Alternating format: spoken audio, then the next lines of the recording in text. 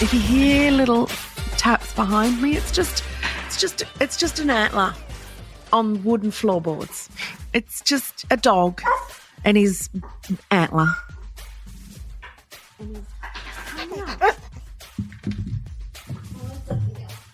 No, putting it up. Okay, here we go. I know. I'm sorry about it. Go and have a sleep instead. Well, you've just been out. I've taken you out. You've played with a massive poodle. Tried to hump you all morning. Aren't you exhausted? Aren't you exhausted from the humps? Nope. Take some more. Anyway, let's talk about women. How good are women? I'm a woman. You're a woman. Rachel's a woman. There's plenty of women. Trans women. Men coming over. Thank you. Who wouldn't want to be one? If you aren't a woman, you may know a woman. Your grandmother was a woman, is a woman. Your great-grandmother was a woman. You're a carrier for the gene of making women. You might love a woman. Who doesn't love a woman? Do you know Mexico's just elected its first female presidente? Yeah, that's Spanish for president. Just FYI. Her name's Claudia Sheinbaum. So I'm assuming she's Jewish because that's a very Jewish last name. Claudia Sheinbaum. Oh, that's my Jewish New Yorker. It's my favorite type of accent. She's the former mayor of Mexico City and she's become Mexico's first female president. She actually won in a landslide victory and it was the first time that two women have led the polls in Mexico. Look, I don't know much about her. Is she right-wing? She might be. She might be Margaret Thatcher. I could look more into it, but I don't think so because she began her career as an environmental engineer and climate scientist. I don't think Thatcher was into that. She was into really, really telling off miners and people who striked. In 2007, Claudia, not Thatcher, was part of a UN climate change research team that won a Nobel Prize. Well, she sounds great. And you know we love the UN. Also another woman this week, Lydia Williams. Do you know Lydia? She plays for the Matildas. Everyone knows the Tillies. Highest watched game in the country ever. 11.5 million people watched. Oh, like it still just gives me chills. But no one watches female sport. No one watches women's sport. It's just so boring. You can't get your ticket. You can't sell the tickets. Oh, did you see the State of Origin? The women's State of Origin game 2? Completely sold out. Completely sold out. Oh, but no one goes to women's sport. Oh, don't they? They do. Play it. Show it. We'll watch it. I won't. I don't. Well, I did. I watched the Matildas and I cried. Maybe that's all I've ever needed was bloody women playing sport. I have to say I watched a bit of the State of Origin, you know, like the last game, highlights, and I just love watching women play this brutal sport with ponytails. Some of them had ribbons in their hair. How good's that? Lydia Williams, she played her final professional match on Australian soil after earlier this year announcing her retirement. Oh, that's a bit sad for those who love Lydia Williams and the Matildas. Before Australia's friendly match with China PR, Lydia was presented with a buka, a cloak traditionally worn by Noongar peoples. She was presented it by tennis great and Wurundjeri woman Yvonne Goolagong. Oh, what a legend. Williams is the longest-serving Matilda, having represented Australia in 5 World Cups, 6 Asian Cups and 2 Olympic Games over 19 years. Damn. I reckon start making statues of these people. Let's talk about another woman. Do you remember in early 2000s. Go back to 2003. So this is 21 years ago. I remember it clear as day. Sophie Delezio, she was at the daycare that I used to work at. I used to work at that daycare. I was the casual there, and I wasn't there that day. But that's what I was doing for a job at the time, working in daycares on the northern beaches. And this one was at Manly, Fairlight. And, oh gosh, so I would have met her as a child. Anyway, it was such a story that rocked everyone. A car went through the front fence of the daycare, into the daycare, and over the children sleeping.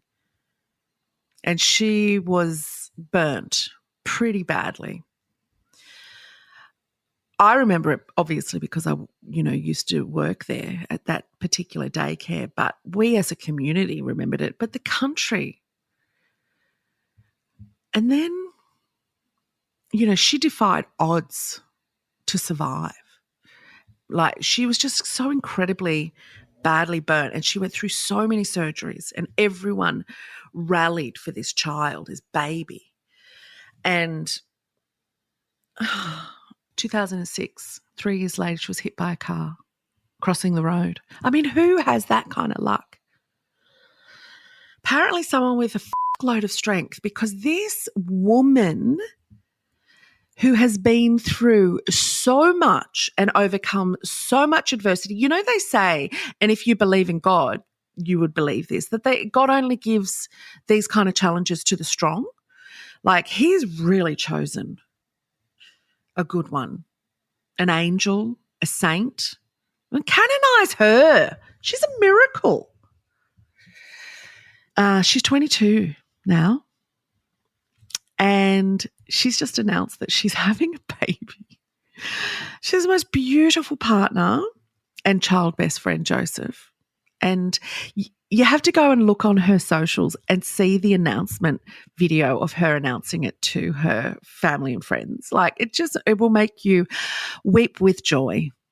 And she's on TikTok, and I love following her on TikTok because she's just so open and honest and vulnerable, and she just talks to people. She talks about getting her extensions redone, her extension day, and she hardly has any hair, but she absolutely loves her little wafts of hair, and she gets little extensions put on them and all these. And I've got to say, they're, do-gooding. Like, they're trying to help. A lot of people give her advice of wefts and, all of this new kind of hair that we have now, that you can wear on your head. And she's so sweet and patient, and she replies in her own way in her videos to them in such a kind way to say, thank you, but I don't want to put anything on my head. I, for years, was covered head to toe with really, thick bandages and, whatever they call that, the stretchy stuff and, all of the things to keep her skin in place. And the last thing she wants is to put anything more on her head that she doesn't. She's so happy to have these extensions, and it just fills my heart that she's so incredibly proud of how she looks, because she's stunningly beautiful. And her hair is perfect, and her head is perfect. She talks about her prosthetics, and she's getting new prosthetics, and she's perfect. So let her be your inspiration for accepting yourself, because she certainly makes me feel better about myself. And, and there's certainly nothing wrong with that. When someone like her, who has been through what she's been through, should and could be the biggest whinger in the world and have every right to say life hasn't been great for me, she doesn't go there. She reminds me of Turia Pitt. So Turia is the same. Just refuses to let it get them down. I mean, I'm sure it gets them down. Refuses to let it define them in a negative way. How? Oh, God, the privilege we have And I'm not being that person to say, I'll go and take a walk through the, the burns victim, the unit. No, I'm not saying that. I'm saying there's choices. We still can complain. We can still complain. But let them be that beautiful shining light, that there's positive in it too. Follower. Do you want a useful fact? Why not? Do you know my name's Yvie? Do you know what song gets sung to me? A lot. Not so much anymore because a lot of kids don't know it anymore. But a song from the 70s called Yvie. There's parts 1, 2, and 3. Jesus. So I get a lot of men singing that to me. Yvie, Yvie, Yvie, let your hang down. Stevie Wright sang that about an ex-girlfriend called Yvie, who it was a very sad song if you actually read the lyrics. It's a very sad song. Anyway, to let your hair down, I don't know if Stevie ever knew this, but the origin in Tudor England, Tudor England is Anne Boleyn, all of that kind of stuff, the dude that cut everyone's heads off. The ladies wore pointed bonnets called wimples. Underneath their hats, their hair was piled high and pinned up. Naturally, in the bedchamber, caps and hats were removed. It was a time for wanton behaviour and abandonment, but only in the bedroom and in private. Hence, letting one's hair down was a practical as well as a symbolic thing. So, and let your hair hang down. Oh, wait, oh no, that's your head rolling down the Tudor path. Bloody William. Who was the guy that cut King Chop-a-Lot, I'll call him? Fucking Henry. Henry the Eighth I am. I'm Henry the Eighth I am. I chop everyone's heads off because I'm an asshole. That's what I do. So let your hair hang down, but not your head. Okay? I think that's the moral of that story. Anyway, here's Wonderwall. That be the word on the street that the fire in your heart is out. I'm sure you've heard it before, but you've never really had a doubt.